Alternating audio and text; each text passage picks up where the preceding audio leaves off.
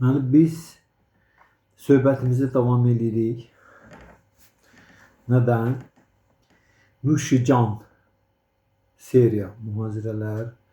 Nuşican nə deməkdir? Azərbaycan dilindəki istifadə etdiyimiz nuşican ifadəsi nə deməkdir? Ki bu bizə tarixdən, ulu babalarımızdan gəlir. Ona görə də bunun təbii ki geridən zaman oxu boyunca geridən gələn hər bir şey çox qüdrətli məna daşıyır. Elə belə dövr var. Atalar sözlərimiz, sonra beləcə deyimlər. Eləcə də Azərbaycan dilindəki yemək yeyən üstünə çıxanda nuşican ifadəmiz nədir? O seriyadan bu söhbətimiz davam edir. Mən bundan əvvəlki birinci mühazirədə danışdım real tarixdən. Real tarix, yəni birinci mühazirəmiz adı belə idi. Real tarix nədir? Mən dedim ki, əvvəl zaman oxu boyunca geri gedəndə yəni insan şuuru daha çox ruhaniyyətə və ilahiyyətə yaxındır. Ona görə də hər bir şeyin ən qüdrətlisini ənənə deyib biz zaman oxu boyunca geridə axtarırıq. Yəni ənənələrimiz zaman oxu boyunca geridədir. Və biz bu barədə bundan əvvəlki birinci mühazirədə söhbət elədim məsələn. İndiki söhbətimizin adı Dəmir dövrü və Mleçxa mədəniyyəti. Deməli, bizim əsas ideyamız, əsas söhbətimizin canı həmən o ifadəni başa düşməkdir ki, bizim niyə görə əcdadlarımızdan belə bir ifadə gəlib. Mən onun ətrafında niyə belə ətraflı danışıram? Ona görə ki, bu çox ciddi bir söhbətdir, bilirsiniz? Çox ciddi bir məsələdir. Qidalanma, mən bundan əvvəlki mühazirədə dedim, təkrar edirəm. Qidalanma bu insanın şuuruna bilavasitə təsir edən bir faktordur. Ona görə deyir ki, insan nə yeyirsə odur, nə yeyirsənsə olsan. Bildiniz, bu çox ciddi məsələdir. Məhz bu müəyyən edir ki, bizim bədənimizin, fiziki bədənimizin materialı, sonra psixoloji əhval-ruhiyyəmiz nə dərəcədə bizə imkan verəcək ki, biz həyatın daha nəcib və incə məsələlərinə yol tapa bilək, girişə bilək, bizdə bunda həvəs, maraq olsun, bu iqtidarda ola bilək. İqtidarda ola bilək. Bu bizim üçün dəyərli olsun. Azərbaycan dilində belə atalar söz var. Deyir ki, alim olmaq asandır, insan olmaq çətindir. Sual olunur, niyə görə insan olmaq alim olmaqdan çətindir? Niyə görə alim olmaq asandır, insan olmaq çətindir? İnsan olmaq nə olan şeydir ki, alim olmaq ondan asandır. Və nə üçün insan bunu bilə-bilə, biz bu sözü deyirik, ötürürük bir-birimizə, saqqaldan övlada, övladdan öz övladına. Amma ki, həyata tətbiq eləmək gələndə çox böyük problemlərlə üzləşirik. Yəni, alim cəmiyyətin ən üstün insanı, ən qabaqda gedən insanı hesab olunur deyənlər deyilir alim. Amma əslində alim sözün yerinə hər şey qoymaq olar. Alim sözün yerinə mühəndis də qoymaq olar, rəssam da qoymaq olar, deputat da qoymaq olar, nazir də qoymaq olar, milyarder də qoymaq olar. İstənilən bir şey qoymaq olar ki, onu olmaq asandır, amma insan olmaq çətindir səndə mən. İnsan olmağın çətinliyi nədədir? Niyə görə insan olmaq çətindir? Alim olmaq asandır. Ona görə ki, biz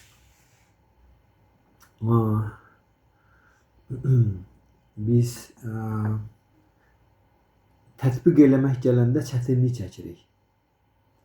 Yəni ki, elə bir özümüzə elə bir fiziki bədən durumu, elə bir fiziki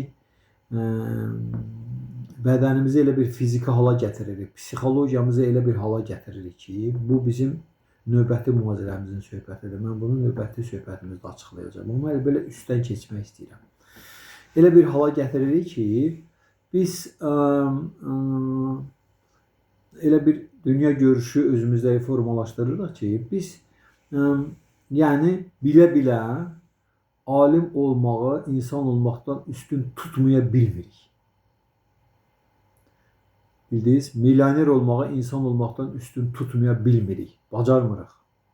Həkim olmağı insan olmaqdan üstün tuta bilmirik.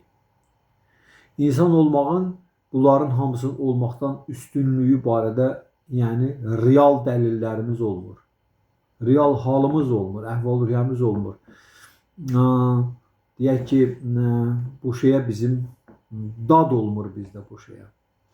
Bu şeyə bizdə konkret maraq olmur, ilham olmur, həvəs olmur, dəyər olmur ki, biz bunu dəyərləndirək. İnsan olmağın nə olduğunu, əvvəl bilirsən ki, insan olmaq nədir? Sonra onu dəyərləndirmək və onu hər bir halda hər şeydən üstün qoymağı bacarmaq qabiliyyəti insana gəlməlidir. Onun təbiətindən, onun fiziki əhval-ruhiyyəsindən, psixoloji əhval-ruhiyyəsindən gəlməlidir bu. Yəni bu belə deməklə olan şey deyil. Bunlardan biri də praktiki olan biri də bax bu qidalanma mədəniyyətidir. Biz nə yeyiriksə o yox. Bu bizim dünya görüşümüzü formalaşdırır. Bu bizim dəyərlər sistemimizə təsir edir. Bu bizim xarakterimizə təsir edir. Bu bizim münasibətlərimizə təsir edir. Bu çox da ciddi şəkildə. Buna görə də biz bu söhbəti, mən bu söhbəti, bax o nuşucan ifadəsinin nə qədər dəyərli bir ifadə olduğunu üstünə gətirmək istəyirəm. Bilirsiniz, nə qədər bu dəyərli şeylərdir. Yəni bizim əcdadlarımızdan gələn bu söz elə belə söz deyil. Dedi ki, məsələn, Məhəmməd bin Bəsadullahdan soruşurlar ki, din nə olan şeydir? Peyğəmbər sallallahu deyir ki, din səmimiyyət deməkdir. O bir dənə səmimiyyət sözünü oturub analiz eləsək, təzə bir dənə Quran kitabı çıxacaq. Bilirsiniz, nə dərəcədə ciddi bir sözdür o ki, Peyğəmbər onu səmimiyyəti dinə bərabər tutur. Dini də səmimiyyətə bərabər.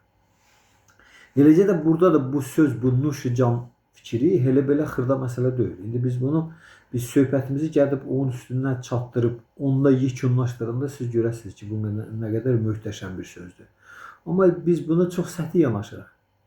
Hər şeyə səthi yanaşdığımız kimi müasir dövrün insanı. Buna da belə səthi yanaşırıq da, salam məleyk dedik, elə bir ki, məsəl üçün çox sağ ol dedik, hələlik dedik. Bunlar da səthi yanaşırıq.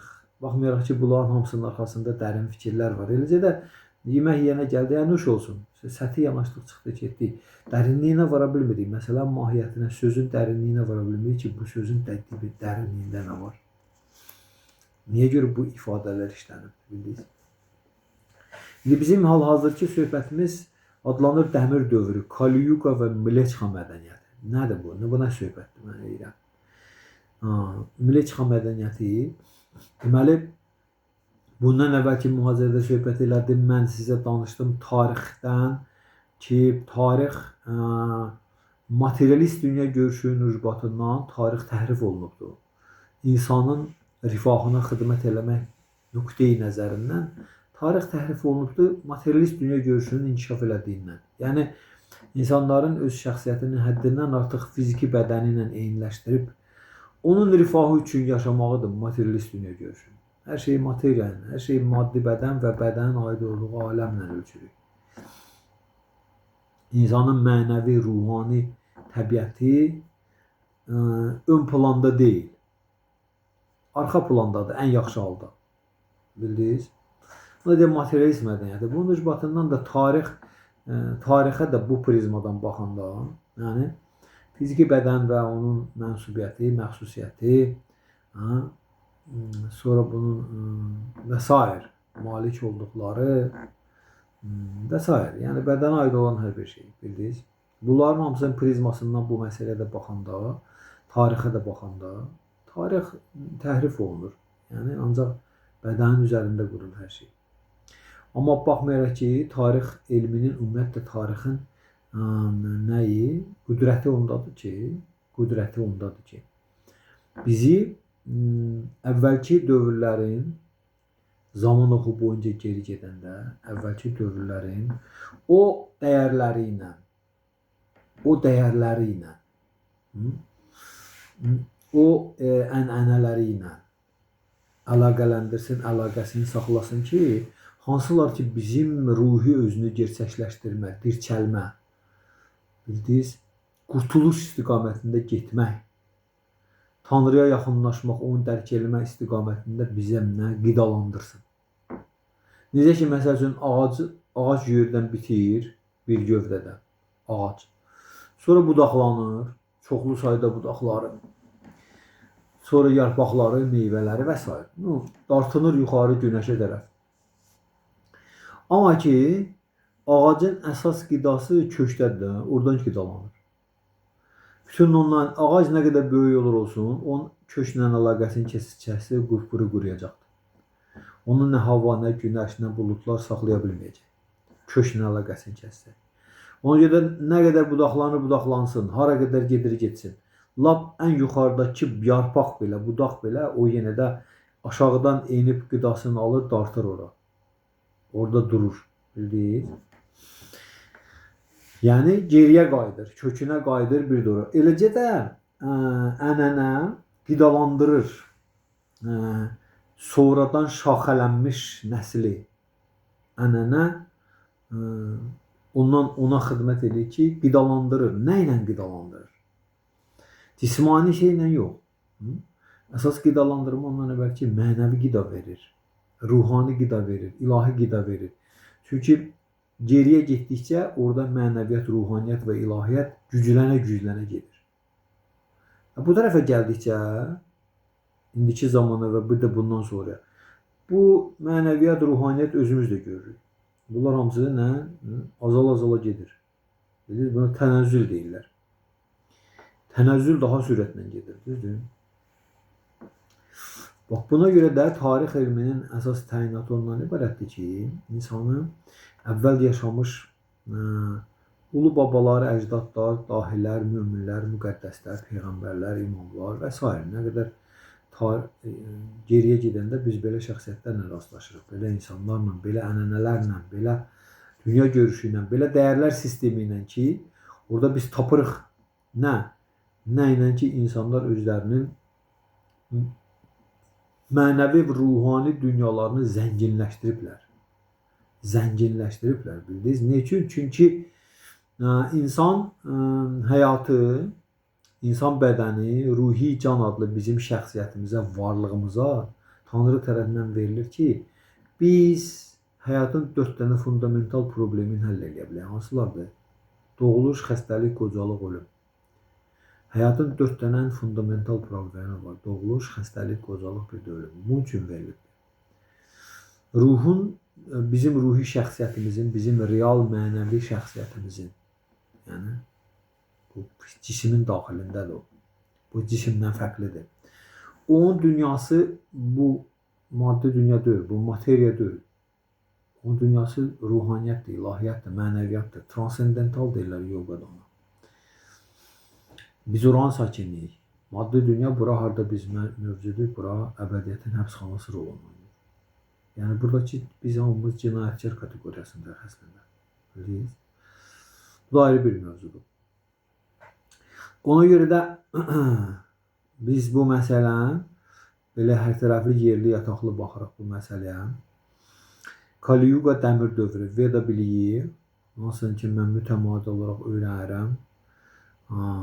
Müqəddəs vedalar dəmir dövründən dövrləri insan həyatını, insan sivilizasiyasını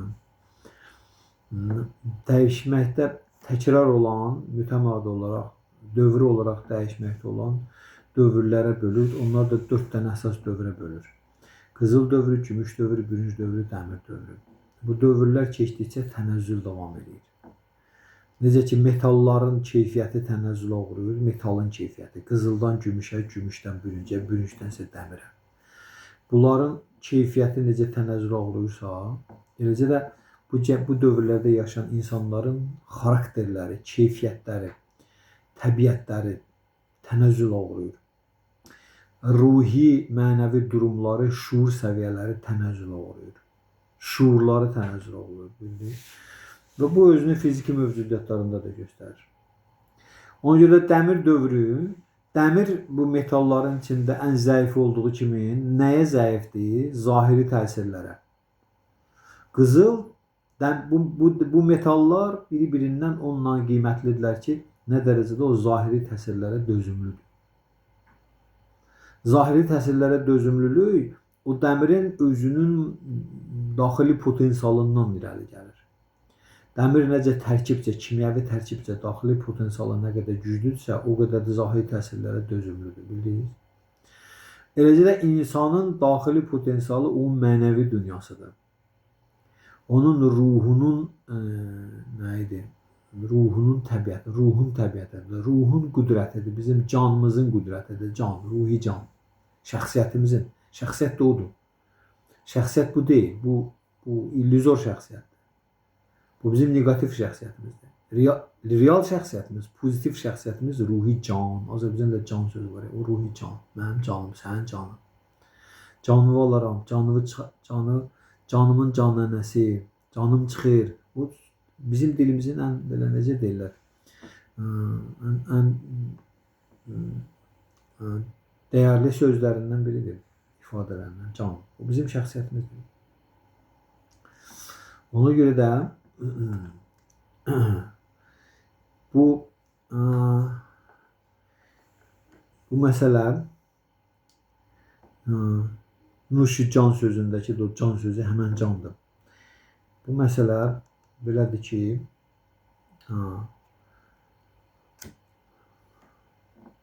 bizim həmən o ruhi can adlı şəxsiyyətimizin nə qədər çox özünü duyma qabiliyyəti var, özünü dərk etmə qabiliyyəti var. O dərəcədə də o özünü dəyərləndirmə qabiliyyəti var. O dərəcədə o zahiri təsirlərə dözümlüdür. O dərəcədə də insan səmimidir. Həyatda, hər bir şeyə qarşı münasibətdə səmimidir. Səmimiyyəti var insanın. Səmimiyyət bundan irəli gəlir. İnsan nə qədər özünün ruhunun rifahı nöqteyi nəzərindən çıxış eləyirsə, özünə qarşı münasibətlərdə və başqalarına göstərdiyi münasibətdə o qədər insan səmimidir. Ona görə də potensial, insanın potensialı o mənəviyyatındadır. Mənəviyyat sözü mən sözü iləndir. Mən də ruham, bu cisim deyiləm. Ona görə mənəviyyat insanın ruhi təbiətinə, ruhunun təbiətinə aid olanlara deyirlər.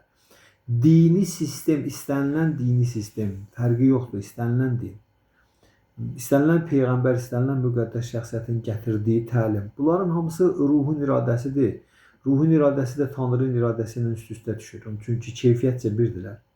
Tanrının və ruhun iradəsini bədən üzərində tətbiq eləməkdir. Bütün dinin qayda qanunları, prinsipləri, sonra nəsiyyətləri, göstərişləri, ayinləri, ənənələri, bunların hamısı bunun üzərində qurulubdur.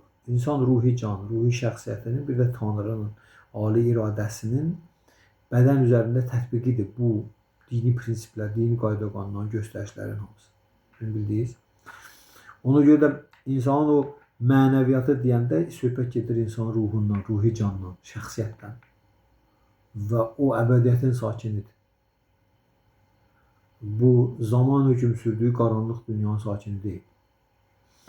Və buna görə də metalların da qüdrəti özünün onda göstərir ki, zahiri təsirlərə dözümlüdür. Dəmir rütubətli yerdə bir müddətdən sonra o pas kəsir. Tökülüb gedir, sökülür. Amma qızılı atırsan ora, neçə ildən sonra da gəlib çıxarsan, o silsən parıldayacaq.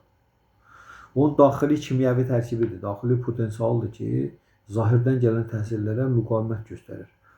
Eləcə də insanın mənəvi dəyərləri nə qədər güclüdürsə, insan mənəviyyatının nə qədər çox qayğısına qalırsa, mənəvi dəyərlərinin, keyfiyyətlərinin, nə qədər çox onları qayğısına qalsan, nə qədər çox onları fiziki bədəninin rahatlığı, komfortu, 4 heyvani instinktin həyata keçirilməsi yolunda nə qədər çox onları qurban verməkdən özünü qoruyub saxlaya bilirsə,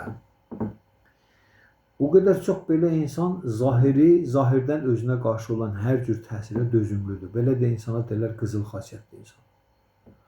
Adam var, deyirlər ki, bu adamın qızıl xasiyyəti var. Ona görə də qızıl dövrün insanları, gümüş dövrün, bürünc dövrün insanları mənəviyyatca, ruhaniyyətcə, ilahiyyətcə çox qüdrətli idilər bizlərdən, çox. bizim təsəvvürümüzə gətirmədiyimiz qədər qüdrətlidirlər. Və onların ruhi qüdrətləri, o daxili mənəvi qüdrətləri, onların fiziki bədənlərinin, fiziki, maddi bədənlərinin durumunda da özünü biruzə verir. Bədənin sağlamlığında, boy buxunda, cüssəsində, ömür müddətinin uzunluğunda. Mən bunu əvvəlki mühazirədə demişəm. Ona görə biz indi dəmir dövründə yaşayırıq, 5000 ildir. Veda fili deyir ki, bizim yaşadığımız dövrün adı dəmir dövrüdür. Sanskrit dilində, yoga dilində ona deyirlər Kali Yuga. Dəmir dövrü. Uzunluğu 432 min ildir. Bunu Tanrı deyir Vedalarda. Yəni bu insan söhbəti deyil. 432 min il uzunluğu. Bundan qabaqki dövr, bürüc dövrüdür. Uzunluğu 864 min ildir. 2 dəfə 432 min il. Ondan qabaqki gümüş dövrüdür. Onun uzunluğu 1 milyon 296 min ildir. Ondan qabaqki qızıl dövrüdür. Onun uzunluğu 1 milyon 728 min ildir. Bu rəqəmlər insanların dediyi deyil. Ancaq bunu Tanrı bu şeylər deyə bilər də, müqəddəs kitablardan. İndi bizim yaşadığımız dövr dəmir dövrüdür, Kali Yuga deyirlər ona. Və bu dəmir dövrü 5000 ildir başlayıb bu. 5000 ildir gedir. Qabaqda 427 min il var elə. Bu dəmir dövrün bitməyinə deyirlər qiyamət. Açan ki, planetin üzərində həyat məhv olur. Və təzədəndən təkrarən qızıl dövrü başlayır. Bu belə periodik, yəni bu belə təkrarlanan bir sistemdir. Bu 4 dənəsi. Təkrar başlayır. Ona görə də dünyanın yaranması barədə cürbəcür əqli mühakimələrin heç birinin əsası yoxdur. Əsassız şeylərdən. Yenə də materializm dünya görüşünə dirəşən söhbətlərdir. Amma insanın ruhi biliyi olanda, ruhaniyyətdən doğrudan da biliyi olanda, ilahi biliyi olanda, dərk olunmuş şəkildə, şuurlu sürətdə. Onda o başa düşür, həqiqəti görür ki, əslində cismani məsələlərin hamısı bunlar illüziyadır. Reallıq deyil, reallıq insanın ruhundadır. Həqiqət insanın ruhunda və Tanrıdadır. Bunların ikisinin qarşılıqlı münasibətlərindədir, bildiniz. Buna görə də dəmir dövrü, Mleczka dövrü, Mleczka Yuga, Mleczka 5-ci, 6-cı, 7-ci sort insana deyirlər. Deməli, dəmir dövrü özü ilə çoxlu çatışmayan cəhətlər gətirir. Necə ki, məsəl üçün, qış özü ilə maroz gətirir, şaxta gətirir, soyuq gətirir, qar gətirir, külək gətirir, qış fəsli. Beləcə də dəmir dövrü özü ilə çoxlu, küllü miqdarda negativ keyfiyyətlər gətirir. Bu dövrə xas olandır bu. Və biz də bu dövrdə doğulmuşuq hamımız. Ona görə bu keyfiyyətlərin hamısının biz daşıyıcısıyıq. Çoxlu negativ keyfiyyətlərin, mənfiliklərin, bildiniz, yaddaş zəifliyinin, ömür gödəkliyinin, boy-buxun balacalaşmağının, cırlaşma deyirik biz. Bunların hamısı dəmir dövrünə xas olan keyfiyyətlərdir. Bunların da içindən bir dənə güclüsü odur ki, dəmir dövrü Mleczka mədəniyyəti. Yəni, çox ciddi şəkildə, güclü şəkildə ət yeyən, ətlə qidalanan insanların mədəniyyəti dövrüdür. Ətlə qidalanmağa çox güclü meyil göstərən. Bürünc dövrün, gümüş dövrün, qızıl dövrün insanları bu şeyləri bizim qədər bu dərəcədə düşkün deyirlər. Ətlə qidalanmağın düşkünü deyirlər. İndiki dövrün insanları qədər.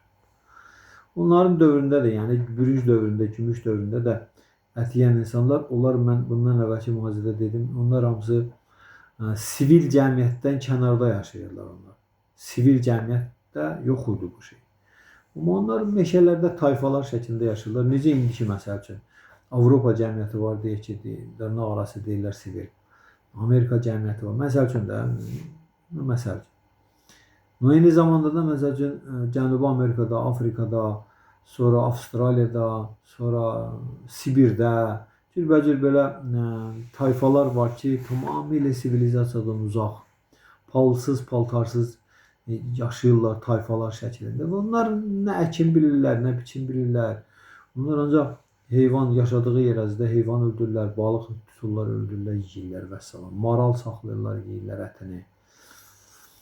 Və onlar əvvəlki dövrlərdə də yaşayırlar. Bu cür belə qeyri-sivil insanlar. Bildiniz. Amma onlar ümumi insan cəmiyyətini təşkil eləmirlər. Ümumi insan cəmiyyətini yenə təkrar edirəm, zaman oxu boyunca geri getdikcə çox mütəşəkkil, çox necə təşkil olunmuş mömin brahmanlar, mömin şəxsiyyətlər tərəfindən, müqəddəs yazıları çox gözəl bilən insanlar tərəfindən, onların rəhbərliyi altında idarə edən şah, monarx şahlar tərəfindən cəmiyyət çox mütəşəkkil şəkildə idarə olunurdu. Mütəşəkkil cəmiyyət. Yəni ki, cəmiyyət nətəri hər kəs öz yerini bilirdi.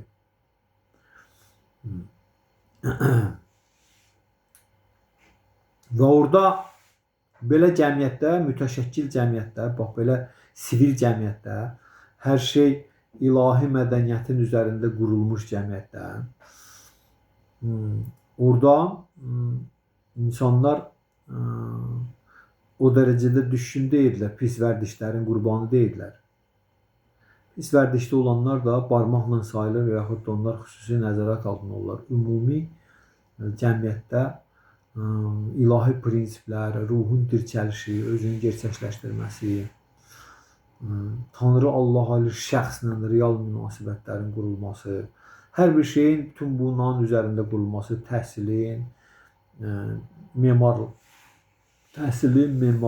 incəsənətin, kənd təsərrüfatının, texnika texnologiyanın, tibbin, hamısının bunun üzərində qurulması mədəniyyəti vardır. Və bu da yenə təkrar edirəm, zaman oxu boyunca geri getdikcə güclənirdi. Bu bizim söhbətimizin ən əsas məsələsidir.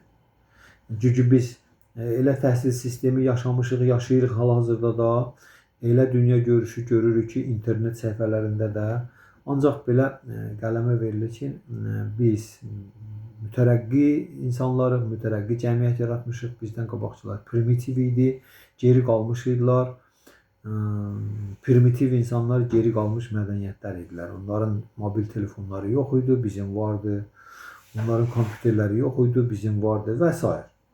Bunlar hamısı yəni yanlışdır əslində. Reallığı ifadə eləmir bunlar. Bunlardan həqiqət iyi gəlmir. Real həqiqət başqa cürdür. Ona görə də millət həmən o sivil cəmiyyətdə bizim bədənimizin 4 dənə funksionallığına görə 4 əsas hissəsi var. Baxın, bədənimizdə funksionallığına görə 4 əsas hissə var. Baş, qollar, qarın nahiyəsi, bir də ayaqlar. Funksiyasına görə bir-birindən seçilən 4 əsas hissə bədənimiz. Baş düşünməklə məşğuldur, qollar müdafiə eləməklə, idarə eləməklə məşğuldur, nə isə. Qarın hissəsi bütün bədəni təchizatla məşğuldur, təchizatla. Enerji təchizatı. Su da bura içilir, hava da bura udulur, qida da bura yeyilir, qan da burada fırlanır, istehsal olunur, ağciyərlər də buradadır, mədə-bağırsaq sistemi də buradadır hamısı. Bunlar da hamısı nə bədəni hava ilə, su ilə, qida ilə təmin eləmək, təchizatla məşğuldur qarın nahiyəsi. Bir də ayaqlardır ki, ayaqlar da bunun üçünü daşıyırlar ora-bura. Ayaqlar, qarını, qolları, başı daşıyırlar ora, gedib bura, gəl ora. Xidmət edirlər bu üçün. Gördünüz?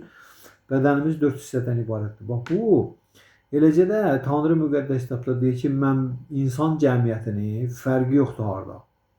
Fərqi yoxdur. Amerikada olsun, Rusiyada olsun, Türkiyədə olsun, fərqi yoxdur. İnsan cəmiyyətini. 4 tip insan mən yaratmışam, Tanrı deyir. 4 tip insan. Bədənimizin bu 4 funksiyasına görə. Düşünən insanlar, idarə edən insanlar, düşünən insanlar kimlərdir? Mömin alimlərdir, elm adamlardır. Bizim alimlərin söhbəti getmir. Mömin, ruhani alimlərə və ki, ümumiyyətlə, bizim orta məktəb təhsillərində gördüyümüz alimlərin hamısı əslində təbiət etibarilə ruhanidirlər, hamısı. Sadəcə onların ruhaniliyi atılıb arxa plana. Elmi nailiyyətləri istismar olunubdur, amma onların ruhani həyatları atılıb qırağa, lazımsız bir şey kimi. Ona görə də ruhani alimlər düşünən insanlardır. Bu xarakteri, bunun təbiəti, anadan gəlmə bu düşünməyə meyillidir. İntellektual insanlar. İkinci, müdafiə edən insanlar. Hərbiyə marağı var bu insanların, döyüşməyə marağı var. Belə insanların idarə eləməyə, rəhbərlik eləməyə marağı var. Həvəsi var, qabiliyyəti var. Bildiniz nətəri? Bunu deyə canından gəlir. Müharibə səsi eşidəndə həmən dəqiqə silahı götürsün, heç kimin əmri olmadan getsin başlasın döyüşməyə. Bunun təbiətidir bunun. Bildiniz? Üçüncü kategoriya bu biznesmenlər, tacirlər, bankirlər, fermerlərdir. Bunlar meyillidirlər. Baxın elə bizdən elə kategoriya insanlar var ki, gedirsən mağazasında oturubdur, suda balıq kimi özünü hiss eləyir. Çox qəşəng nəzakətlə danışır səndən, özünü çox yaxşı hiss eləyir. Çünki bu bunun təbiətinə uyğundur. Qəşəng mağazini qəşəng düzüb hər şeyi, mallarını qəşəng düzə bilir. Bunları qəşəng təqdim edə bilir və bunu həvəslə eləyir. Çox belə yüksək bir həzlə eləyir, xoşbəxtdir baxırsan. Bunun təbiətidir başa düşün. Bir də dördüncü kategoriya insanlar ki, bunlar da bu içinə xidmət edən sənətkarlardır, peşə sahibləridir. Nə bilim də, bütün sənətin sənətkarlarıdır. Bildiyiniz nədədir? Rəssamlar, heykəltaraşlar, müğənnilər, canım sizə desin, həm incə sənət sahibləri, həm kobud sənət sahibləri, həm ayaqqabı tikənlər, bənnalar, dülgərlər, həm də ki, musiqi alətlərində çalanlar, aktyorlar, rejissorlar, rəssamlar, heykəltaraşlar, bax, bunlar hamısı dördüncü kategoriya insanlar. Bax, bu dörd dənəsi sivil cəmiyyəti təşkil edir. Sivil cəmiyyətdə bu dörd kateqoriyanın dördü də var. Ölkəni idarə edən şahın, idarə sisteminin borcudur. Valideynin, müəllimin, şahın borcudur. İnsanları, gənc nəsli bu dörd dənəsində öz yerini tapmaqda onlara nə olsun, dayaq olsun, onlara yol göstərsin. Hər kəs öz yerini tapsın, kimdir o? Hansı bu dördündən hansıdır? Biri o birisinin gəlib işini görəndə xaos yaranır, anarxiya yaranır. Məsəl üçün, biznesmen təbiətli insan, tacir təbiətli, fermer təbiətli insanı gətirib idarə edən yerinə qoyanda, o orada idarə eləmək əvəzinə öz təbiətini başlayıb bir üzə verməyə. Başlayıb pul yığmağa, hər şeyi pulla eləyir. Hər şeyi idarədə oturan adam hər şeyi pulla eləyirsə, rüşvətlə, pulla. Bu demək ki, bu təbiət etibarı üçüncü kategoriya insandır. Gəlib oturub ikinci kategoriya insan işini görür. Və s. Ona görə də təhsil sisteminin ən ümdə vəzifəsindən biri budur. İnsanları onların anadan gəlmə xarakterlərinə uyğun məşğul eləmək. Duymaq kimdir bu? Ona uyğun onu təhsil vermək, ona uyğun onu məşğul eləmək. Bu şahın vəzifə və borcudur. Ölkəni idarə edən şahın. Bu dörd dənəsi sivil cəmiyyət sayılır. Bunlar bu dəmir dövrü başlamamışdan qabaqki bürünc, gümüş, qızıl dövrlərində bax bu dörd insanın müəyyənləşdirilməsi, tərbiyələndirilməsi, onları hər kəsi özünə uyğun işlə məşğul olanda insan xoşbəxt olur, məmnun olur. Özünü öz tarelkasında hiss eləyir. Suda balıq hiss eləyən ki. Bilir? İndi bu saat ən böyük problemlərdən biridir bu. Bu dörd dənəsi bu dörd dənəsinin sisteminə İctimaiyyət İnstitutu deyirlər. İctimaiyyət İnstitutu. Bu dörd dənəsindən aşağı 5-ci, 6-cı, 7-ci, 8-ci kategoriya insanlar sivil kategoriyasından çıxırlar. Sivil insanlar bu dörd dənəsidir. Düşünən insanlar, idarə edən insanlar, döyüşən insanlar, müdafiə edənlər. Üçüncüsü bankirlər, tacirlər, fermerlər. Yəni sosial təminatla, təchizatla məşğul olanlar. Dördüncüsü də bunlara xidmət edənlər. Bu üçünə xidmət edənlər. Dörd kategoriya. Bu dörd kategoriya insanın olduğu cəmiyyətə deyilir sivil cəmiyyət. O cəmiyyət indi yoxdur. Heç arada. Planetin heç arasında. Amma bu bizim 5000 il bundan qabaq, bürünc dövrü, gümüş dövrü, qızıl dövründə bu bizim planetin üstündə çox möhtəşəm bir dənə sivilizasiyaydı. Möhtəşəm. Bütün planetin hər yerində. Onlara deyirlər ərənlər, arilər. Hitler də iddialı idi ki, onları bərpa edəcək. Amma metodu düzgün deyil. Deməli, bu dörd dənəsindən aşağıya düşən kategoriyalar 5-ci, 6-cı, 7-ci, 8-ci, 10-cu bildik. Bunlar hamısı sivil insan kategoriyasından aşağı düşürlər. Onlar sivil insan kategoriyasına getmirlər.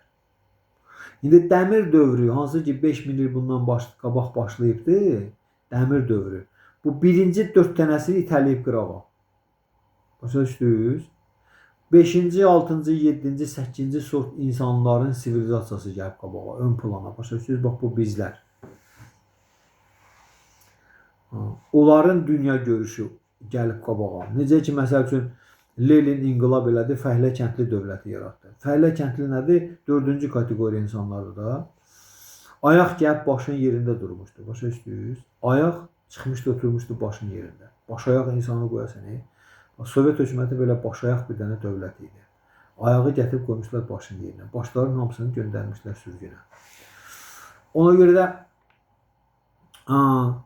kütləvi sürətdə planetin üstündə ət yeyən bir sivilizasiya yarandı. Heyvan öldürüb əti yeyənlər. Heyvan öldürüb əti yeyənlər. Və bu hər yerdə bu adi bir hal alıbdır. Adi bir şeydir də. Bu bizə qidadır da. Bu bizim qidamızdır da. Bununla müzakirəsi ola bilər ki. Bugünkü gündə hansı səviyyədə, hansı məclisdə oturub söhbət edəndə təəccüblənirlər ki, bu nə müzakirəsi ola bilər ki? Bu bizim qidamızdır da. İnəkdir, donuzdur, keçidir, qoyundur, toyuqdur, bu bizim balıqdır, bu bizim qidamızdır da. Bunsuz yaşamaq olar bəyəm.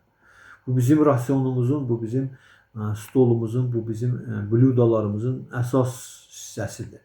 Elə deyil, bugünkü gündə Azərbaycanda da bu, məsəl üçün, ətsiz evə ət girməyəndə insanlar özünü təhqir olunmuş sayırlar. Ya, bir həftədir evimizə ət girmir. Səfirə gətirsən sən, elə deyirlər. Bir həftədir evimizə ət girmir. Mən sizə dedim ki, sivil cəmiyyətdə ət yeyənlər harada yaşayırlar da, bildiyiniz mağaralarda, cəngəlliklərdə yaşayırlar. Sivil insanların arasında yaşamırlar onlar. Çünki sivil insanların cəmiyyətində bu söhbət yox idi. Ət yemək, spirtli iş içmək, qumar oynamaq, fahişəlik eləmək, bunlar hamısı yox idi. Bildiniz? Amma belə tip insanlar həmişə olubdur. Belə tip insanlar o cəmiyyətdəki ilahi, ruhani, tərbiyə sistemi, birinci dərəcəli, intellektual, düşüncəli insanların nəzarəti altında, ruhani alimlərin nəzarəti altında qurulurdu. O cəmiyyətdə formalaşdırılırdı, dünya görüşü ona uyğunlaşdırılırdı.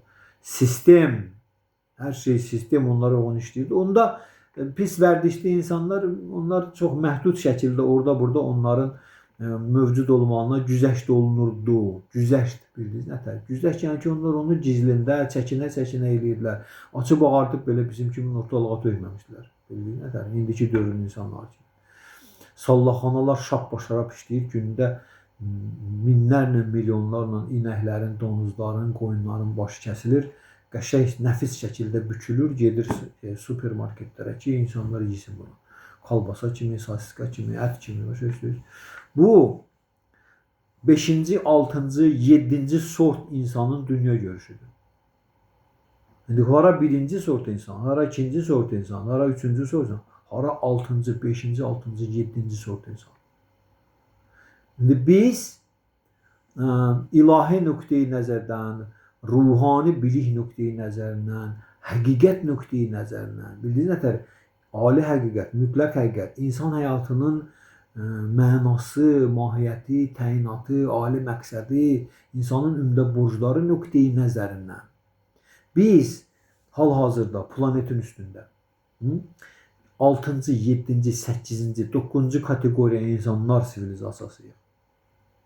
Harada ki, yumuşedici maddələr, spirtli işi, sigaret, pivə, qumar oyunları, fahişəlik, heyvanları kütləvi sürtüb başını kəsib bilmək normadır. Bilirsiniz, normadır. Normaya çevrilir. Ruslarda belə bir söz var, deyirlər ki, когда грех совершаешь дважды, перестает быть грехом. Azərbaycan nədir? Günaha deyir 2 dəfə eləyəndən sonra günah kateqoriyasından çıxır. Yəni ki, bizdə belə bir təsəvvür var ki, əgər bir şey kütləvi şəkildə eləyirlərsə, bu deməkdir ki, bu normadır. Hamı eləyir də. Hamı eləyir. Hamı ət yeyir, hamı paltarın soyunur, lüt gəzir, hamı pivə içir, hamı sigaret çəkir. Ona çox adam eləyəndə istər-istəməz cəhalətdə olan insan üçün belə bir təsəvvür yaranır ki, burada nə var ki? Nə deyir? Burada nə var ki? Amma təsəvvür gətirsək ki, real sivil insanlara, hansı ki, gümüş dövründə yaşayıblar, bürünc dövründə yaşayıblar, onlara deyəsəydilər ki, dəmir dövründə elə insanlar olacaqlar ki, şəhərin ortasında, yaşadıqları şəhərin ortasında inəyin başını kəsəcəklər, onun ətini yeyəcəklər. Onlar başlarını tutarlar ki, onlar nə insanlar olacaq? Məsəl üçün, Veda biliyində Bhavishya Purana, yəni əvvəlcədən peyğəmbərliklə proroçestvo, peyğəmbərlik kitabı vardır. Orada sonradan gələcək hadisələr, sonradan bizi nə gözləyir, qabaqcadan deyirlər, izah olunur. Hadisələrin gedişatından deyirlər, elə başa düşdünüz. Və orada deyirlər ki, bizim bu dövr hansı ki biz yaşayırıq, dəmir dövrü, hansı ki uzunluğu 432 min ildir, 427 min il qabaqdadır, 5-i gedib şəmsi. Deyir ki, bu dövr axıra yaxınlaşdıqla insanlar o qədər cırraşa gedəcəklər ki, vəhşiləşə gedəcəklər. Bildiniz? Boyları balacalaşacaq, ömür müddətləri azala gedəcəkdir. Sonra insan cəmiyyətinin qida maddələrini hamısı tərk edəcək. Bildiniz? Süddür, qəhdir, düyüdür, bildiniz, lobyadır. Bu şeylər tərk edəcək insanları. Yağış yağmayacaq, göydən bir damcı su düşməyəcək. Bu dövr getdikcə axıra yaxınlaşdıqca bildiniz. Belə bir dövr gələcək ki, qadınla kişi dünya gətirdiyi uşağı yeyəcəklər. Öz dünya gətirdikləri uşağı yeyəcəklər. Bildiniz? Uşağı dünya gətirəcəklər ki, onu yesinlər. Və indi biz bunu eşidirik. Mən deyirəm, siz də eşidirsiniz. Nə hissi keçirirsiniz? Təşəkkür hissi keçirsən. Belə şey olar. Onlar nə insanlar olacaq ki? Amma o insanlar üçün o adi bir şey olacaq. Necə ki bizim üçün inəyi öldürüb küçədə elə bax, Bakı şəhərinin küçəsinə gedirsən, hansı küçəsinə keçsən, inəyi başından, ayaqlarından sallayıblar. Belə qadın keçir, uşaq keçir, qoca keçir, heç kim vecnə deyir, adi bir şeydir. O boyda nəhəng bir inəyi sən həyatından məhrum etsən, asmısan. İndi bunu hamı yeyir denə, kütləvi xarakterdaşında, insan hamı deyir, burada nə var ki, adi bir şeydir, bizim yeməyimizdir də bu. İndi bunu gümüş dövrün, bürünc dövrün insanları, sivil cəmiyyətin insanları.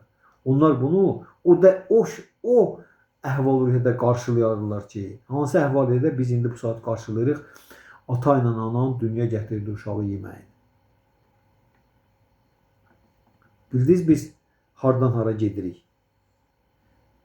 Amma bizə nə də təhsil verirlər? Deyir ki, biz tərəqqi elə gedirik. Bizim baxın, sürücüsü avtomobil kəşf eləmişik. Avtomobil sürücüsüz. Bildiniz nə tərəq? Sürücüsü lazım deyil. Qıraqdan pultla idarə edirlər onu. Və s. Və biz bundan təkəbbürlüyük, lovğayıq. Bizim əlimizdə iPhone-umuz var, hansısa pokoleniya, nəsil. Bizim Sputnikimiz var və s. Biz çox lovğa və təkəbbürlüyük bundan. Bizim yerin altında metro nəqliyyatımız işləyir. Bizim kompüterimiz var. Amma bizim ürəyimiz var. Bizim sevgimiz var. Bizim ruhi əbədiliyini dərk elədiyimiz ruhumuz var. Bizim xəstəlik, qocalıq, ölümün, doğuluşun o fundamental problemlərin həllinə dərmanımız var. Yoxdur. Bunların heç biri yoxdur. Ölüm gəlir, bütün texnologiyalardan hamısı süpür atır qırağa, tutur adamın boğazından aparır. Getdik. Özün də bilmirsən hara gedəsən. Sonra səndən nə olacaq?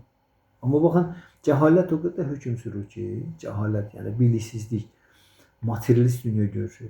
İnsan bu şeylərin heç birinə vermək özündə iqtidarı tapmır. Bunlara fikir vermək, bunların haqqında düşünmək iqtidarı tapmır özündə. İqtidarda deyil, o hala gələ bilmir insan, müasir insan. Ona görə də mleçxa deyirlər bizim şeylər, yoga dili, yoga fəlsəfəsi. Belə insanlara deyirlər mleçxalar. Mleçxa ət yeyən insanların sivilizasiyası. 5000 ildir ət yeyən insanların sivilizasiyası tuğyan eləyir. Heyvan öldürüb əti yemək. Bildiniz? Bu qeyri-sivil bir dünya görüşüdür. Tamamilə qeyri-sivil bir dünya görüşüdür. Heyvan öldürüb onun ətini yemək. Heyvanı öldürürsən, onun ətini yeyirsən. Onun bioloji tərəfi var, onun tibbi tərəfi var, onun psixoloji tərəfi var, onun karmik tərəfi var, təsir əks təsirə bərabərdir. Hər nöqteyi nəzərdən onun ziyanı xeyrindən küllü miqdarda çoxdur. Hər nöqteyi nəzərdən. İndi biz bunların növbəti müazirələrimizdə açıqlayacağıq. İndi açıqlamaq fikrim yoxdur. Bizim söhbətlərimiz davam edir. Mən hamısını gətirib çıxardacağım Azərbaycan dilindəki nuşicanı sözün üstünə. O nuşican nə deməkdir? Və onu deyənlər hansı dünya görüşünə sahib olublar ki, bizə qədər gəlib çıxıb o, bugünkü günə qədər. Hansı ki biz onun mənasını anlamaq iqtidarında deyilik. Sadəcə olaraq yenə deyirəm, söz özü də belə tənəzzülə uğrayıb, insanlar indi birinə sadəcə olaraq nuş olsun deyirlər ən yaxşı halda. Can sözünü oradan çıxardıb atıblar qırağa. Çünki bütün elə ideya da o can sözünün başındadır. Ona görə biz Mleçxa mədəniyyəti yaşayırıq. Mleçxa, ət yeyən insanları. Mleçxalar, yavanlar, çandallar. Bunlar sanskrit dilində bizim adımızdır. Çandallar, mleçxalar, yavanlar, it əti yeyənlər. Baxın, Kitayda it əti yeyirlər. Çox rahatlıqla. Azərbaycanda da itlər var küçələrdə. Amma bizdə hələ iti açıq-aşkar öldürüb bazarda ətini satan yoxdur. Amma Çində gedirsən, itin ətlərini xüsusi bazar var orada. Xüsusi bazar ki, öldürmüş itlərin ətlərini satırlar orada. İt əti yeyirlər. Bunlar hələ biraz da aşağı düşürlər. İt əti yeyənlər. Çandallar deyirlər onlara. Yoqan dilində. Mleçxa, ət yeyən insanların mədəniyyəti. Bu, Adəmlə Həvvadan başlayır. Adəmlə Həvva anamız ət yeyən insanların nəslinin onlar başlayır. Ona görə də ət yeyən insanların dini sistemi əvvəlki dini sistemlərdən tamamilə qopardılıbdır. Sivil insan cəmiyyətindən qopardılıbdır. Çünki bunlar qeyri-sivil insanlardır. İndi bunlara Tanrıdan müqəddəs yazı gələcək, müqəddəs kitab gələcək, peyğəmbər gələcək, imam gələcək ki, bunları hələ bu qeyri-sivildən sivilə qaldırsınlar. Sivildən sonra bunlara Allaha sədaqətli xidmət, Allaha xidmət öyrədilsin. Ona görə bizdə deyirlər ki, gəlin birinci insan olağın, sonra müsəlman olağın. Gəlin birinci insan olağın, sonra xristiyan olağın. Gəlin birinci insan olağın, sonra filan. Fərqi yoxdur. Ona görə söhbətimizi bununla başladıq da. Alim olmaq asandır, insan olmaq çətindir. Gəlin birinci insan olağın, sonra həkim olağın da. Birinci insan olağın, sonra alim olağın. Amma alim olur, həkim olur, müsəlman olur, xristiyan olur, indus olur, buddist olur, amma insan olur. İnsan deyil. İnsanın dörd dənə keyfiyyəti var əsas. İnsan olmağının 4 əsas keyfiyyəti var ki, o 4-ü birləşəndə bir dənəsini yaradır. O bir dənəsində deyirlər şəfqət duyğusu. İnsan qəlbində şəfqət duyğusu varsa, o insandır. Şəfqət duyğusu insan bədənini istifadə etməyə imkan verir.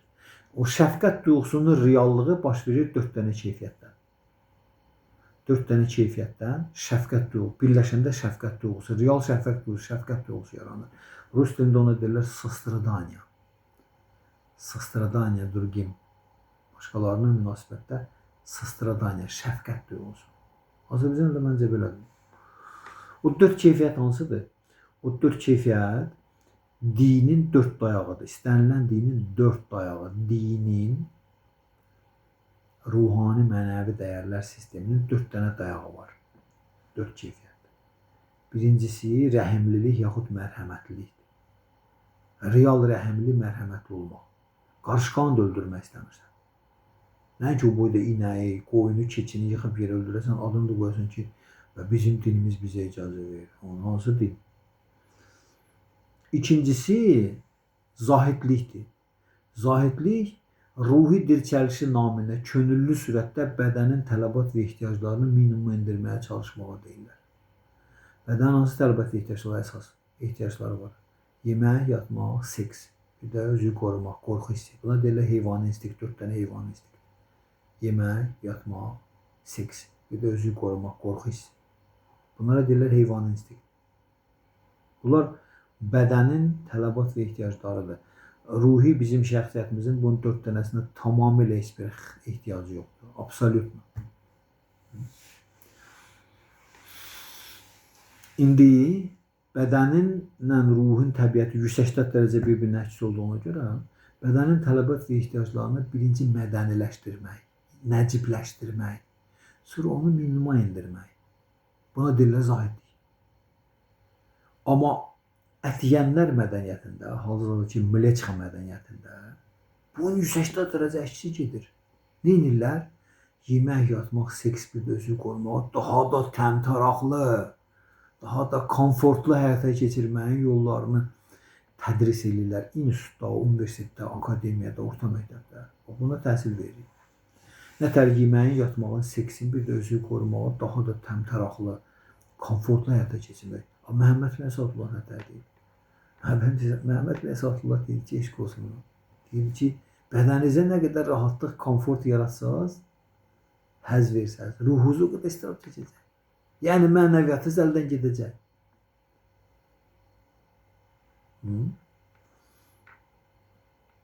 Buna görə zahidlik ikinci keyfiyyətli insandır. Mən dedim, izah elədim qısa. Üçüncüsü təmizlikdir. Həm daxili, həm zahiri.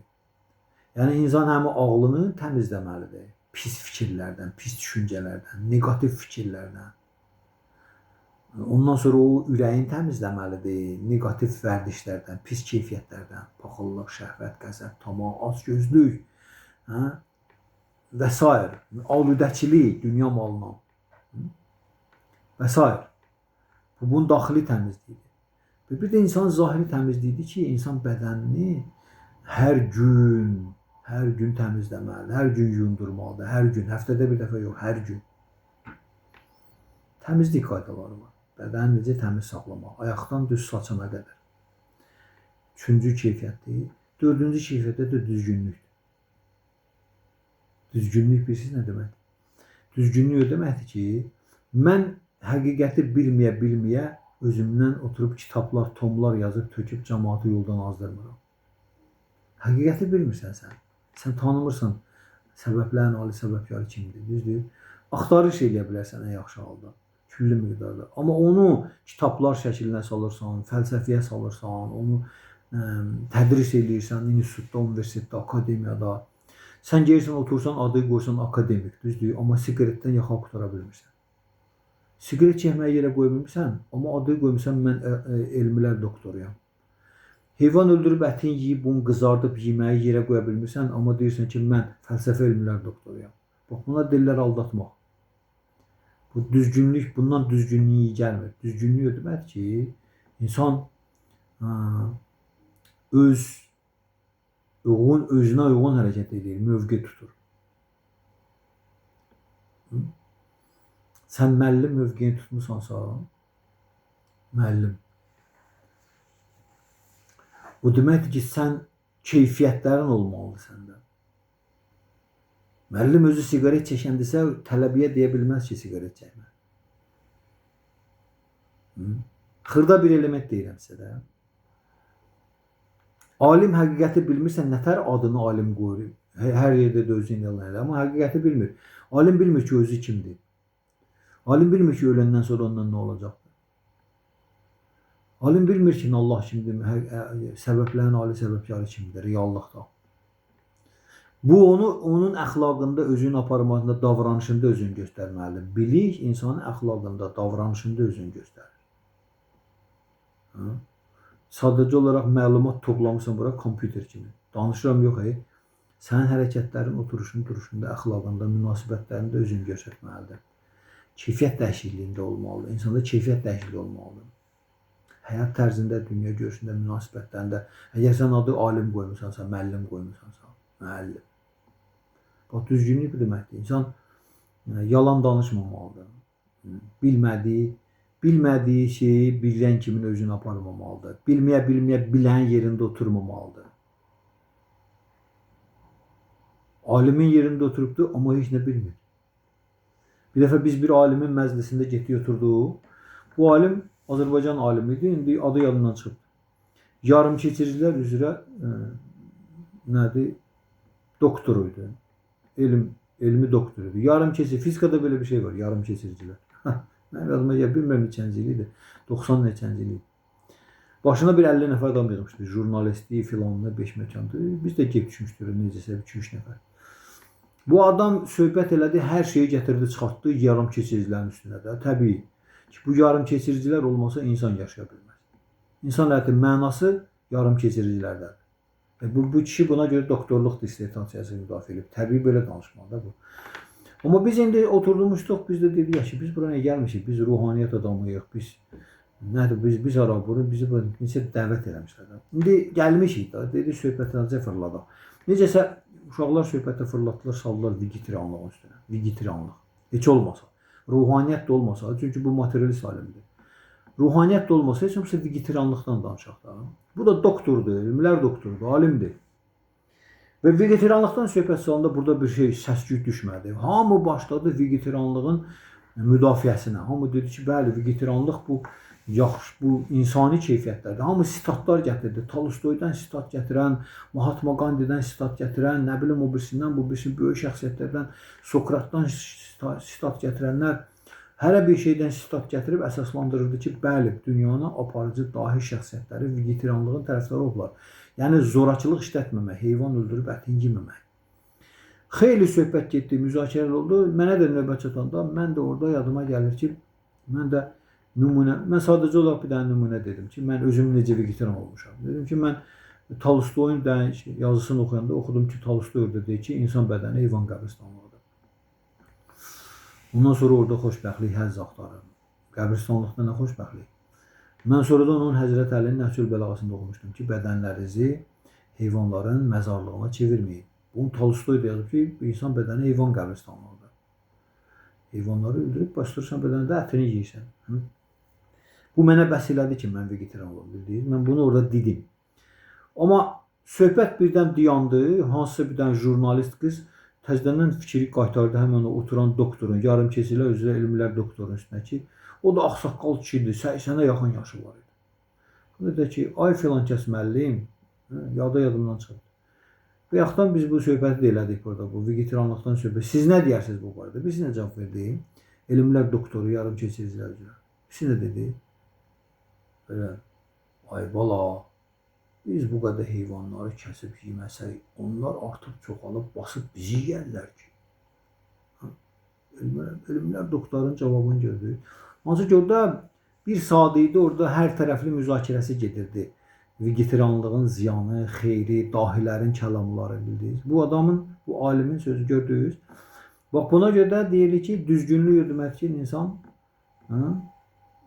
yalan danışmamalıdır. Alim adını qoyub, amma elementar şeyləri başa düşə bilmir. 4 dənəsi oldu. Nə oldu?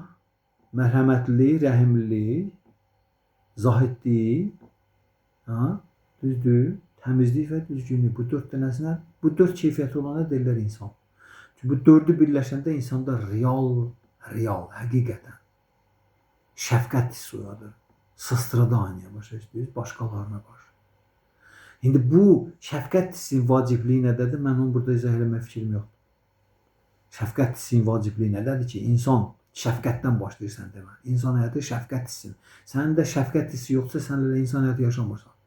Şəfqət hissini yaradan bu 4 dənəsidir.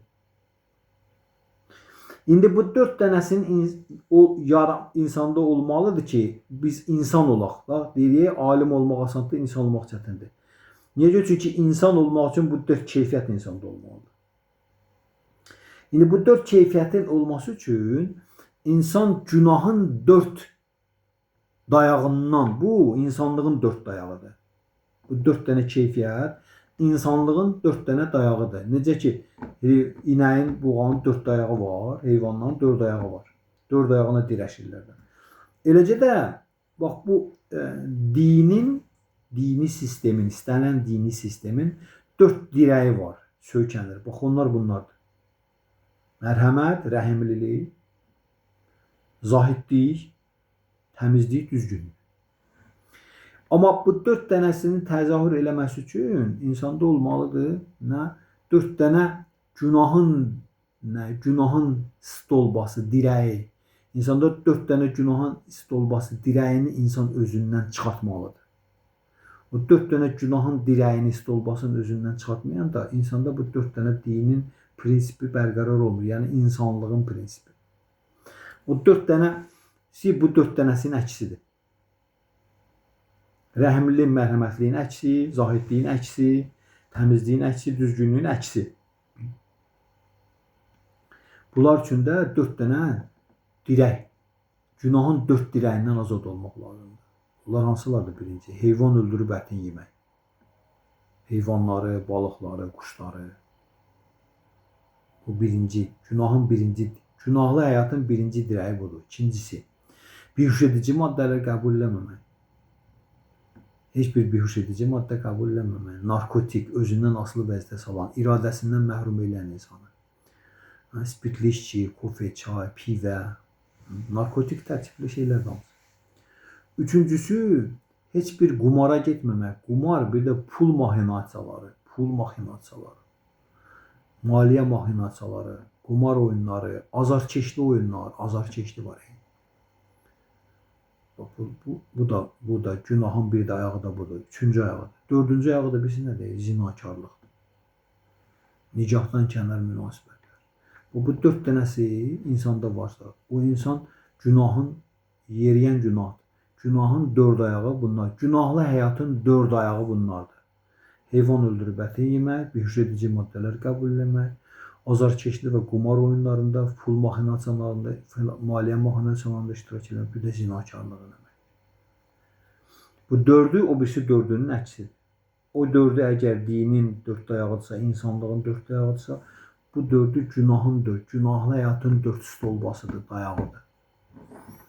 Bunlardan yaxa qurtarmaq lazımdır ki, onlar səndə bir hüzə versin. İndi biz bunları danışdıq ki, niyə? Çünki hal-hazırda Mleçxa mədəniyyəti, mən bugün danışmaq istəyirəm. Mleçxa, dəmir dövrünün Mleçxa mədəniyyəti. 6-cı, 7-ci sort insanların mədəniyyəti. Bu dörd dənəsinin dördü də bu saat qəbul olunmuş nədir? Dünya görüşüdür. Bərk-bərk oturubdur. Avropa, Amerika, Azərbaycanda da bu saat Bakıdadır. Dördü də heyvanları öldürüb ətin yemək hər addımda. Bihuş edici maddələri qəbul eləmək hər addımda. Üçüncü, azarkeşlik, qumar oyunları hər metronun çıxışında qoyublar, lotereyalar. Düzdür və s. İndi bu xırda şeylərdir, böyükləri demirəm. Dördüncü də zinakarlıq normadır, normaya çevrilib. Zinakarlıq, nicahdan kənar qadın kişi münasibətləri. Dörd dənə günahın stolbası bəs bastırılır. Ona görə çətindir. Ruhani biliyə meyil göstərmək, dərk eləmək, başa düşmək. Mən alimlə söhbət edirəm, bir balaca dərinə gedəndə bir də baxırsan ki, bozardı adamın üstünə. Çünki bu dörd dənəsindən yaxa qutara bilməyib. Bu dördündən yaxa qutarmaq lazımdır. Bildiniz? Ki, insanlığın prinsipləri insanda özünü bir üzə versin. Mleçxa mədəniyyəti, buna deyirlər Mleçxa mədəniyyəti. 5-ci, 6-cı, 7-ci, 8-ci sort insanın dünya görüşü, mədəniyyəti, təhsil sistemi, idarə sistemi, iqtisadi sistemi. Hal-hazırda planetin üstündə budur. Hansı ki, sivil cəmiyyətdə, sivil insanlarda bu dörd dənəsi yoxdur. Orada heyvan öldürüb ətin yemək, bihuş edici maddələr. Quran-ı Kərimdə bundan hamısı yazılır, Quranda. Bihuş edici maddələri qəbul eləməmək, heyvanları öldürüb ətin yeməmək, azarkeşli qumar oynamamaq, pulla sədəqəli eləməmək, pul maxinasiyaları, maliyyə maxinasiyaları, bir də zinakarlıq eləmək başqasının qadını ilə, kişisi ilə. Bunlar olmasa, həqiqət buradan keçir. Həqiqət, bax, buradan keçir. Həqiqətə yol buradan keçir. Ya əks halda insan ancaq həqiqətin mücərrəd mühakiməsinə çevriləcək və salam, ancaq onu müzakirə eləyir. Kitablar yazsın, məqalələr yazsın, çap eləsin həqiqət barəsində. Amma həyatında yoxdur onun həqiqət. Həyatında tətbiq eləməyin, praktiki qaydalarından məhrumdur bu adam. Həqiqət buradan keçir. Həqiqət də nə deməkdir? Həqiqət bilirsiniz nə deməkdir? İnsanlar deyir ki, həqiqətsiz də yaşamaq olar. Belə insanlar mən tanıyıram. Deyirlər ki, həqiqətsiz də yaşamaq olar. Yaşayırlar da. Doğrudan da həqiqətsiz yaşayırlar. Həqiqət yoxdur, amma həqiqətin yerinə nə var? Həqiqətin yerinə ləzzət var.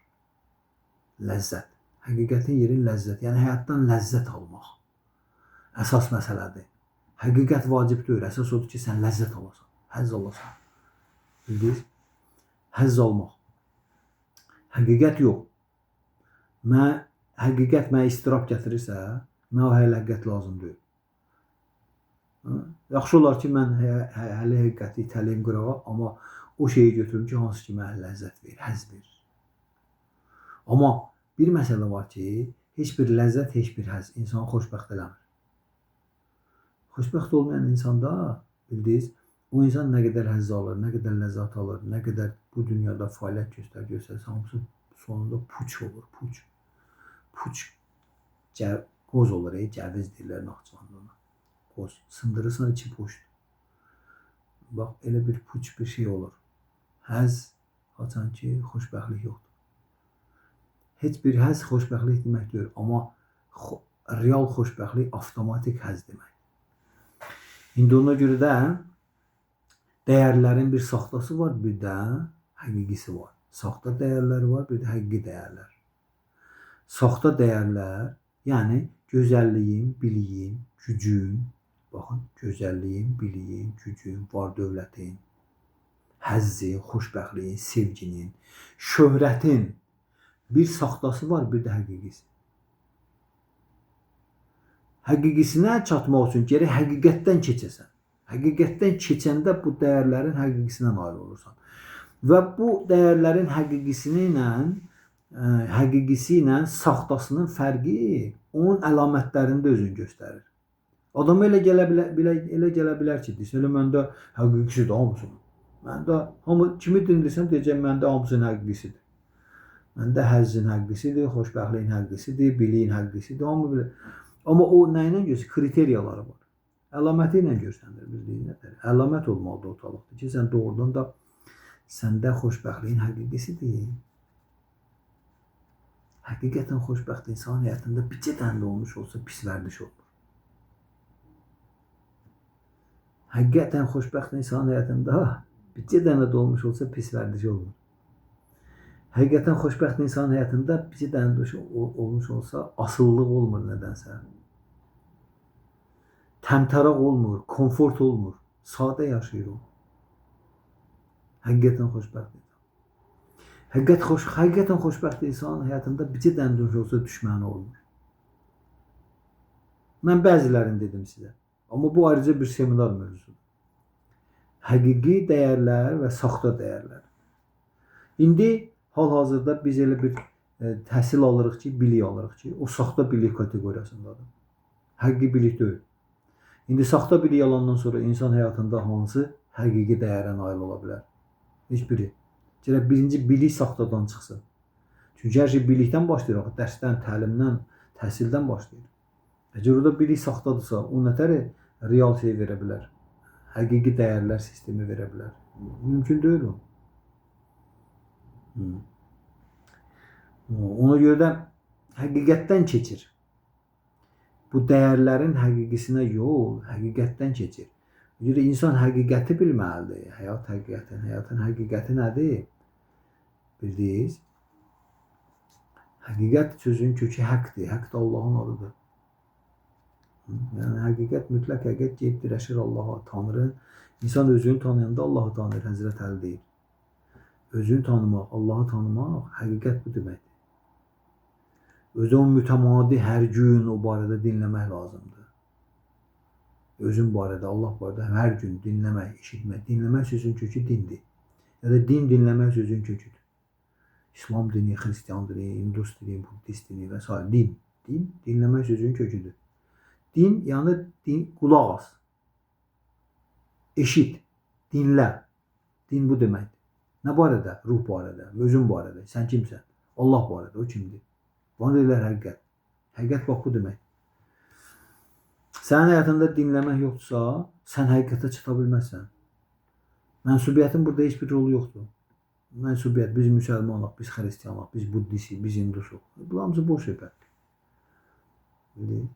Mənsubiyyət burada rol oynamır. Burada rol oynayır, ancaq insan mütəmadi olaraq gündə dinləyirsən, dinləmək tərənnüm eləməyə keçir. Yəni insan nəyə qulaq asırsa, ağzını da açanda ondan danışır. İnsan gecə gündüz siyasətə qulaq asır, harada otursa siyasətdən danışacaq. İnsan gece gündüz idmana qulaq asırsa, harda otursa idmandan danışacaq. İnsan gece gündüz pul qazanmaq barədə qulaq asırsa, oturanda da pul qazanmaqdan danışacaq. İnsan gece gündüz qadınlarla oturup dursa, eşi-işrətlə harda otursa qadınlarla. Yəni sən nəyə qulaq asırsansa, nəyə eşidirsənsə, ondan da danışırsan. Və bunun ikisi eşitmək və danışmaq formalaşdırır sən düşünməyini, düşüncəsini. Sən o barədə düşünəsən. Nəyə qulaq asıb, nədən danışırsansa, o barədə də düşünürsən. Və düşüncənin fəlsəfəsi nədir? Düşüncənin fəlsəfəsi. Yoga fəlsəfəsi deyir ki, nə cür düşünürsən, o cür də yaşayırsan. Nə cür düşünürsən, o cür də yaşayırsan. Düşüncəni əkərsən, əməli biçərsən. Əməli əkərsən, vərdişi biçərsən. Vərdişi əkərsən, xasiyyəti biçərsən. Xasiyyəti əkərsən, taleyi biçərsən.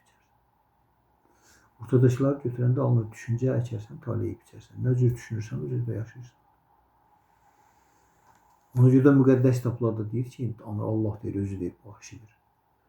Mən deyir, bütün müqəddəs kitablarda qoyduğum qaydalar, qanunlar, ayinlər, göstərişlər, nəsiyyətlər, məsləhətlər, hökmlər, hamısının ötürü ki, siz həmişə məni düşünəsiniz. Qadağalar, çərçivələr, məhdudiyyətlər onun ötürü ki, siz heç vaxt bunu məni unutmayasınız. İki şeydən ötürü. Həmişə məni düşünəsiniz, heç vaxt unutmayasınız. Çünki ölüm anında deyir ki, insan nəyi düşünürsə, bədəni tərk eləyən sonra da ora gedir. Mən burada dayanıram söhbətimizi. Bizim söhbətimizin mövzusu adı Nuşican nə deməkdir? Azərbaycanda.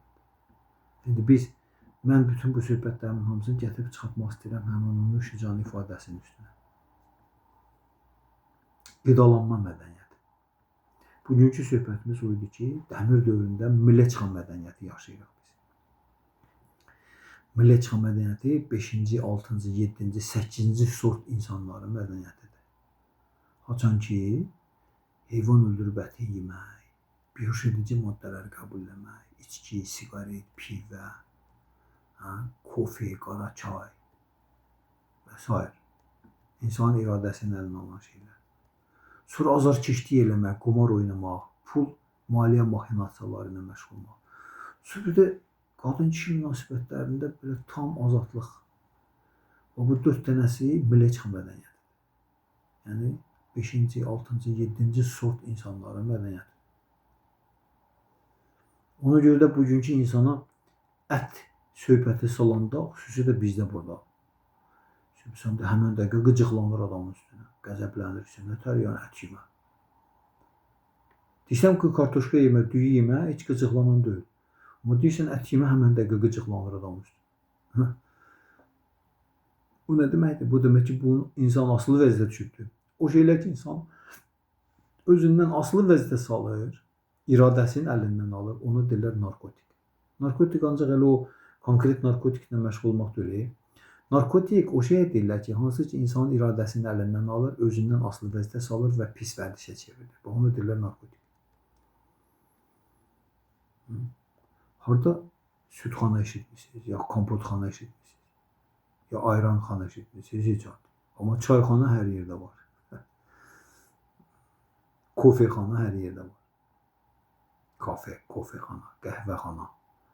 Ev dajı tikəndə otağı olur, bir də qəhvəxanası olur. Yəni qəhvə içilən yer, kofe. Bax belə. Söhbətimiz davam edir. Bu bizim Nuşican nə deməkdir? Silsilə mühazirəmizin, söhbətlərimizin 2-ci mühazirəsi idi. Bundan sonra bizim qarşıda 6 dənəsi var. Çünki mən bu seriya mühazirələrim 8 mühazirədən ibarət bir dənə seminardır. Nuşican nə deməkdir?